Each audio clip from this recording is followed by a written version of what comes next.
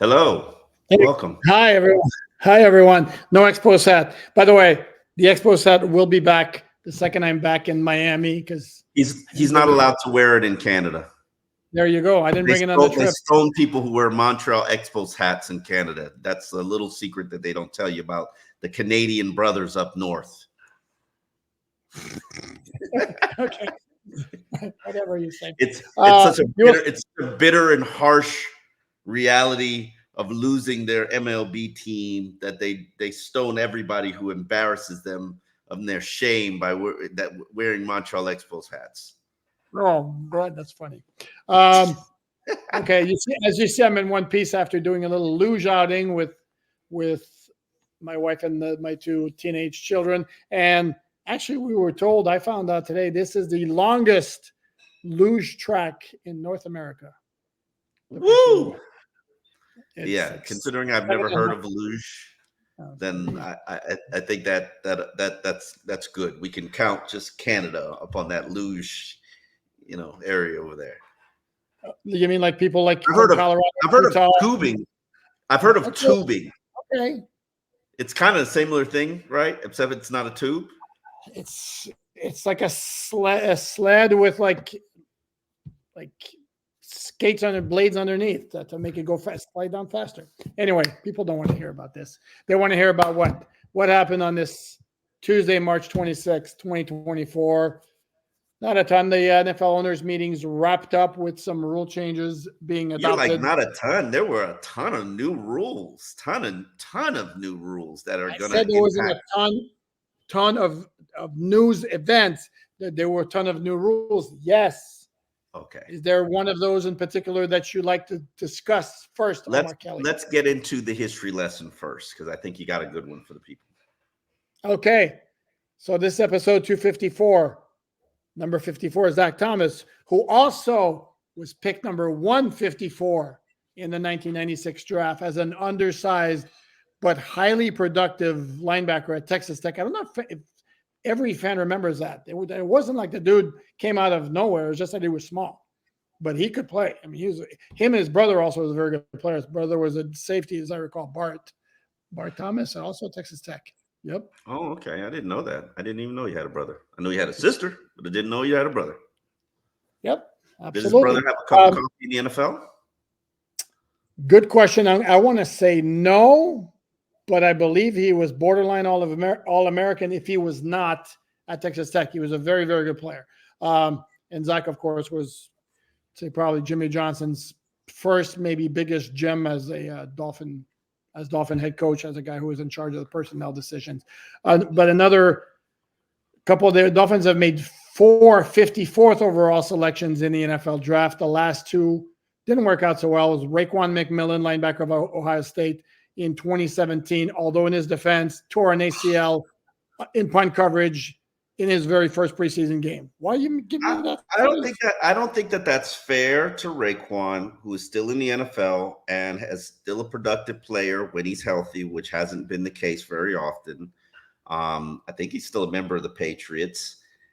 Raekwon was collateral loss here because the scheme changed. And He also couldn't cover very well. there are a lot of guys who can't cover very well. There's a University of Miami linebacker. He just re-signed with the Chargers. Inside line. Denzel Perryman. Denzel Perryman can't cover very well. He's still a very productive inside linebacker, and in fact, made a Pro Bowl. He's a better He- player than Raekwon McMillan. I mean, can we be honest about this? I will acknowledge that he's a better player, but Okay. I think Raekwon's career never took off because he kept getting injured, not because he's not a good player. Because I think Raekwon was just as good. He couldn't cover like Jerome, but I think he Yeah. had better instincts than Jerome. And I think they would have played well together in the right scheme. Maybe, except no, and yeah, the injuries bogged down his career without question. But when he did play, there wasn't anything that stood out. I remember, and he was drafted in the second round. Jerome was a third round pick. And then Yes. the other one, though, this one, can we agree on this one, though, that was clear, flat out bust. And the guy who's a good dude, but just didn't pan out. And he was one of those guys who was a combine star, was one of the reasons the Dolphins drafted him, was Jamar Taylor, cornerback out of Boise State. Was his 2013. This was a Deion Jordan draft. And they wound up, Dolphins had 2 second-round picks. They used one of them to trade up from 12 to 3 to take Deion Jordan. And with their own second-round pick, they took Jamar Taylor, who just flat out never panned out. Will Davis was here as well. He Right, didn't pan out as well. He didn't pan out as well. Both of them had talent and ability. They just didn't pan out here in terms of becoming the Xavier Howard, which is why Dolphin fans who think just Xavier Howard's fall off trees and just magically happen every draft, like, yeah, wait till you see what's coming next. Jamar actually ended up being a star. I think he played like 6-7 years in the NFL, ended up being a starter for the Cleveland Browns, if not another team, maybe Houston Texans. Cool dude, liked him. Wasn't Xavier Howard. But he was better than Cordrea Tankersley. Was he, though? Oh, yeah. I mean, he had a longer career, but I mean, Cordrea Tankersley started 11 games. Okay, anyway, so that's all right. I think that we should close off the history lesson at this point. So let me get back to my original question to you. Of all the new rule changes, is there one that stands out to you? Here's how I feel about the rules. Primarily the special teams rules. If Darren Rizzi's down with it, I'm down with it. I love Darren Rizzi. And Darren Rizzi was one of the advocates for this new special teams rule change to jazz up that unit and kind of add a little bit more excitement to the game. And I think everybody would agree the kickoff was probably the most boring aspect of the NFL season. I'm glad to see them incorporating the XFL rules and adapting their approach. It's going to be low contact. I don't know how to explain it, except for the fact that, go ahead. You want to give it a try? Would you like me to do it? It's actually fairly simple. So the kicking team has the kicker kicking from the same spot as usual. And then every other player is lined up at the opponent 40-yard line. Every single player on the receiving team, there are 9 of them who are lined up between the 30 and the 35. And then you have 2 who are in the quote-unquote landing zone, which is from the goal line to the 25. The kick has to land there. If it lands too short, and this is where I please don't hold me to this if I'm wrong, but if it lands too short, the ball winds up at the 30-yard line. If it winds up in the end zone, if you kick it too deep, then it's also at the 30-yard line. So basically, it behooves everybody to kick it in the landing zone. And now nobody other than the kicker, and this I have to confirm that, but I'm assuming the kicker can start running. But the 10 players of the kicking team and the 9 non-receivers of the receiving team can't move until the ball is caught on the kickoff return. And the idea of that is eliminates everybody building up full speed by the time they make contact. I was about to do the exact same thing. So look at this little synergy where we thought the same thing. Absolutely. See, it's my skin color. I know it is. Whoa. Okay. Poupard just got very uncomfortable. No. I think it's going to jazz up that aspect of the game. It's going to give juice to some of the returners in the game. I think we're going to see maybe Devon and Tyreek. I think you're going to see Tyreek be used some, maybe when you're trailing in the second half or maybe fourth quarter. Tyreek has always said he wants to get back to returning. I know that. He said it multiple times. I miss returning. And it's a very exciting element of the game that guys take a great deal of pride in. He's one of the most electric players in the NFL. I don't think it's beyond. Now, could you potentially change who's handling that job in terms of a running back as opposed to somebody who can take a little bit more contact as opposed to just a speedster? What about the blocking people? Could you go to more 300-pounders? Could it be a unit just full of 300-pounders just on the first blocking line? And, I'm very curious to see how these special teams coaches start to play these chess games in that aspect of the game. But as I say, I'm fully in support of it. If it changes the game and makes it better, I'm all on board. Unlike the hip drop tackling, which one of our own players, Jonnu Smith, the Dolphins linebacker, basically raised his hand on Twitter and said, "Hey, NFL, we don't have a problem. Offensive players, we don't have a problem with hip tackling, if drop tackling. If you'd like to make the game better, how about we get rid of artificial turf? Thank you." Correct. And, All and right. I thought that was novel. Thought it was brave. I think maybe everybody else in the NFL needed to tweet something similar, because we make these lies that this is about player safety, and they are lies. We make these lies that it's about player safety, and it's really not about player safety, because if it was about player safety, you would make sure that every field is grass, or at least some of these turf fields that we know are horrible would Yes. be returfed to an NFLPA satisfaction. So, but we're not doing that because that involves money and people holding owners Well, I accountable. mean, times are tough for the NFL. I mean, we need to understand that they have to watch where they allocate their money. Speaking of which, That's the funniest joke you've ever told on this podcast. and it was very subtle too. But yes, I was being sarcastic in case that wasn't completely obvious. And then speaking of money and always looking for more ways to make money, get ready for a Wednesday Christmas game. And as a fan, absolutely love it. I know, Omar, since you're a pro player, you're like, this is BS. I would hope then the logic becomes that the teams that are playing on Christmas played like either the previous Thursday or something. It's previous Saturday, I think, is what was going to be what I've read or heard. They're going to play on the Saturday and then play on the Wednesday, which, I mean, how many games are we talking? Is it one? Is it two? Is it? Well, but it's last year.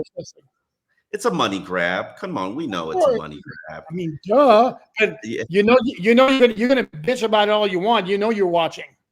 I know I'm watching. I would not fight it. I look at those things as, if it's something that the NFL can sell, that means the players are making more money, the cap is going up, and hopefully all of that money doesn't just go to quarterbacks, and it actually goes. I've always been a big proponent of the bottom tier of the league needs to be lifted up and raised, and it has slightly, because the NFL minimum this year is like $790,000. Like, rookies are going to make $790,000. When I first started covering the league, rookies were making $390,000. So, but that's the rookie cheap labor. But then most guys are making $1 million in the NFL, and that's a step in the right direction, considering most leagues, their minimum salaries are about $2.5 to $3 million. But I get it. The NFL has a lot more players that they have to employ, and a lot more players that they have to pimp out and try to prevent them from getting from getting pensions. So they want to keep those salaries as low as possible. But I like this. There's another rule that impacts primarily all of the NFL, but it could impact one specific Dolphins player, Skylar Thompson, who has spent the last 2 seasons as the Dolphins' number 3 quarterback.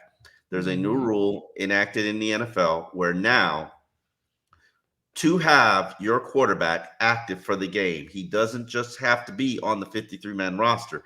Your number 3 quarterback could be a practice squad player, and he could be activated every single week without an elevation. And that means teams might not keep their third quarterback on their 53-man roster. Correct. Because there's no need to, because you can activate. But unless I'm mistaken, though, my understanding of the rule is he does have to be elevated from the practice squad to serve as the emergency third quarterback, except there's no limit. Except there's no limit on the number of times you can use him. I still think it would count against you too for that particular game, unless I misread the rule. We need a clarification on that, because when I read it, it didn't. I thought it was automatically he's going to count as a third quarterback if he's a bona fide quarterback. But correct. Yes. Yeah, I mean, if it's the way that you speak, then I'm going to have to elevate him every single week, and then that's going to take away from one of my elevations. And they didn't allow you to elevate 3 players. So we'll see. I don't want to look it up right now at this present moment, because we're busy podcasting here, sir. Is that what we're doing? Yeah. And here's where it can become a little bit tricky for guys like Skylar Thompson, who is entering his third season with the Miami Dolphins, a former seventh round pick, who was picked ahead of Brock Purdy, by the way. And he's here. He knows the offense. I hope that he'll be given an opportunity to have an open competition battle with Mike White. But we saw it was kind of an open competition last year. Then it wasn't. It wasn't at the end. It wasn't at the end. Okay. All right. Fine. But if he does not make it on to the 53-man roster, he's going to be a $12,000 to $16,000 a week player as opposed to $1 million player. That's a huge drop in salary. And I would,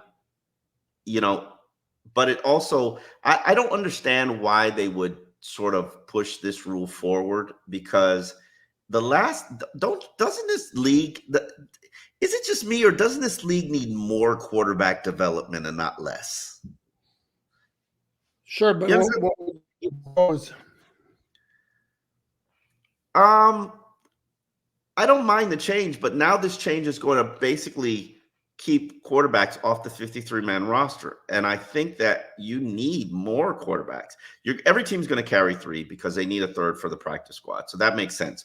So now you're going to have 2 on the 53 and 1 on the practice squad.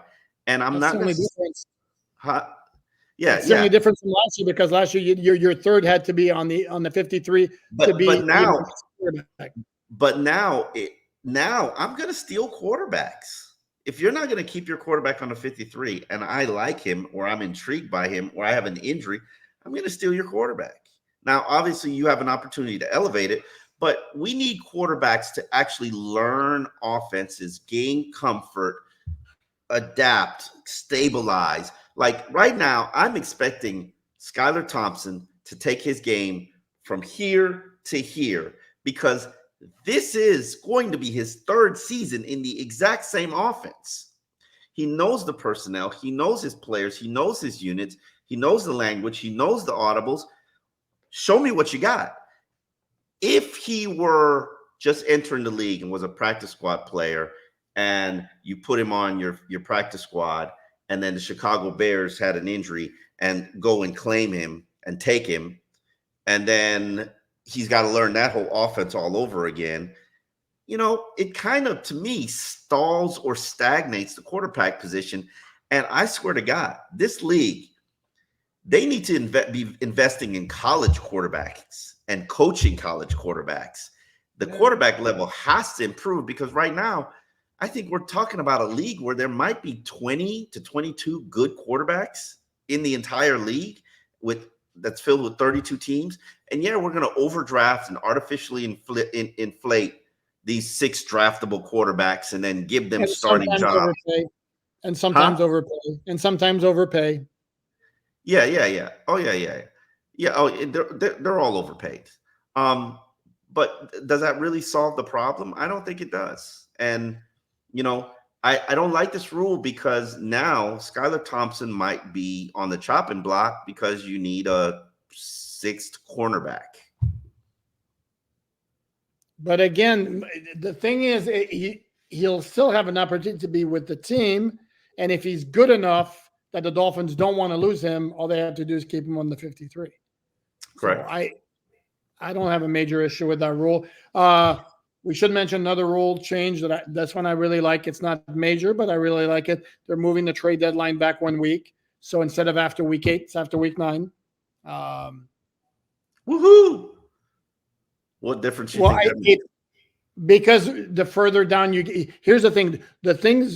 What the NFL doesn't want to have is fire sales if they have the trade deadline too late. Like, we're out of contention, we're going to rebuild anyway. Sorry? I want the fire sale. Okay, but the NFL doesn't want that. They want to have as many teams as competitive as long as possible. If you do it too early in the season, then no trades are going to get done, generally speaking, because teams kind of still want to see what they have. Why couldn't it be at week 12? Well, there are 2 teams who have proposed week 10. I I think it was the Steelers who proposed week 9, and that's the one that was adopted. I would go week 12. I like the fire sale. I want the fire sale. I think title contending teams who should need to go all in, go all in. I don't you love the baseball element of that? Don't you don't like that? I do and I don't. And then here's the thing: I can live with it one way or another. To be honest with you, what it would do is it would change the way you have to operate, because you would have to keep yourself with a lot more cap wiggle room. Mm-hmm. Because chances are you could just give everybody voidable years on their contracts. You know, like I mean, you can just throw on like give 6-7 players, 4 years of voidable years. What's the big deal? You like what I did there, did you? Like, oh my God, these voidable years. Anyway, gonna give me a kidney stone. It's. I hear what you're saying, but even I'm looking at, and yeah, we're not even close to where we need to be from the offseason. And that's one thing that Mike McDaniel said. Like we're going to continue to sign players. We're going to continue to add. We're going to draft. We're going to add after we draft. But like right now, you've got probably about half the league with $18 million or more of cap space. Hell, the Patriots have $47 million. The Commanders have $46 million. And that cap space, it just carries over the next year. Titans have $39 million in cap space. Lo and behold, I was doing some research on the Dolphins. Now that most of these contracts have been reported, they're like at $4.8 million in cap space now, which would probably be just about enough money to get a Odell Beckham signing done. And then remember, with voidable years. Huh? With voidable years. If they sign Odell Beckham to voidable years. Anyway, I would think so, because you think for a millisecond he's signing for $5 million or $4 million? I'm not giving him more than $7 million. And who's offering Odell Beckham $5 million? Who? He got 15 last year. You're right. By a very good organization and a very good team. Mm-hmm. So correct. Who ended up looking stupid doing it, by the way. But I'm totally fine if they stand on what they're offering and don't move from there. I think that there are tons, and when I say tons, I mean tons of talented, productive wide receivers in this in not just in draft but in free agency. Tyler Boyd is still a free agent. DJ Chark is still a free agent. KJ Osborne signed. Michael Thomas is still a free agent. Hunter Renfrow is still a free agent. I'm glad to see the Parrish Campbell sign. Oh yeah, well, there isn't that much left in free agency. Jarvis Landry's still out there. Chase Claypool's still out there too. So Robbie Chosen's still out there. Yeah. Okay. Corey Davis from the Jets. Michael Gallup. I think Gallup signed with somebody, I believe. Anyway, Russell Gage. There's talented players. Marquez Valdez Scantling. I'm not saying that they have to. I'm not saying that they shouldn't sign Odell Beckham, because I would totally do it. I think if you gave Preston Williams, Cedric Wilson. Man, boy, did I forget that dude already. Take 4. Cedric Wilson Jr. There you go. Cedric Wilson Jr. That guy. They gave him $7 million a year and then restructured him and gave him $5 million a year. Oh, Odell Beckham Jr. deserves 7 and 5. So, although we ragged on the contract they gave Cedric Wilson Jr. as being a bad contract, so. I mean, because he was an average player. Odell Beckham Jr. is not an average player. He's not a star anymore, but he's not an average player. So it'll be it'll be interesting to see what happens there. I'm intrigued by that just because he's a year away from the ACL injury. So we shall see what's going to happen moving forward. The Dolphins and all of the NFL are wrapping up the owners' meetings. They're headed back to probably do their college tours, put their draft boards together. April is draft season in the NFL.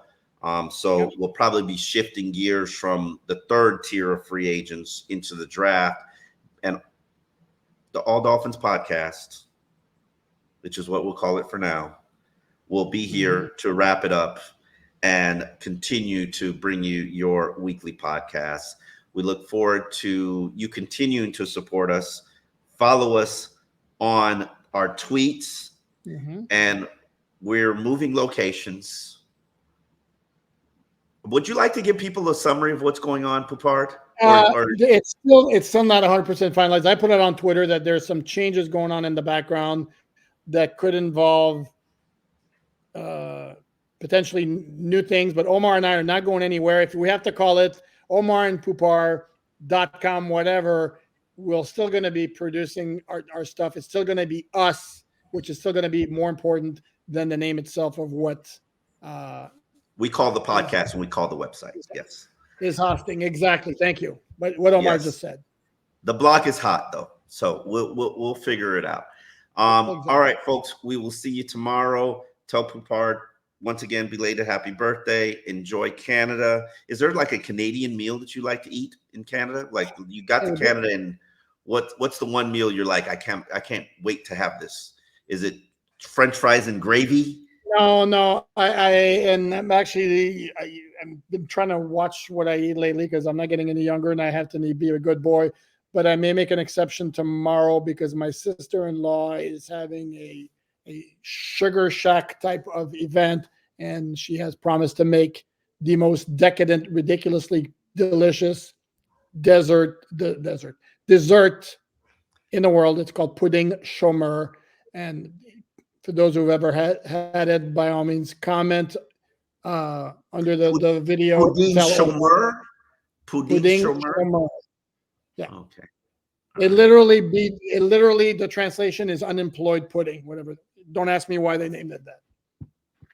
Okay. Well, enjoy your unemployed pudding on your vacation. Again, happy birthday. Happy birthday to your wife too. I know it was someday around there. And today's our anniversary. So there. Yeah. This guy got back-to-back birthdays and anniversaries. So yes, for anniversaries, happy anniversary. So thanks. All righty, folks. We will see you later.